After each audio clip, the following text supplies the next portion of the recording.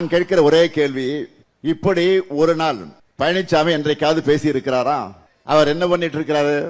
மறைந்த தலைவர்களை, நம்முடைய நெஞ்சமெல்லாம் வாழ்ந்திருக்கக்கூடிய தலைவர்களை கொச்சைப்படுத்தி பேசுகிறார்.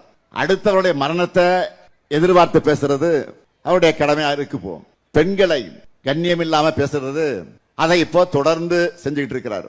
வாய்க்கொழுப்படுத்து சாக்கடைக்கு சரிசமமா வந்து விடுகிற அவருடைய வார்த்தைகளுக்கு பாடம் புகட்ட போகக்கூடிய நாள் தான் ஏப்ரல் 23. மறந்துடாதீங்க. கொள்கையற்ற அடிமை கூட்டத்தை, சுயநலத்துக்காக தமிழ்நாட்டை அடகு வைக்கக்கூடிய வகையில ஒன்று சேர்ந்திருக்கிற தோக கூட்டத்தை மக்கள் நீங்கள் விரட்டி அடிக்கணும். சாதனைகளால தமிழ்நாட்டை உயர்த்தி இருக்கக்கூடிய திராவிட மாடல் அரசை மீண்டும் ஆட்சியில நீங்கள் அமர்த்தணும்.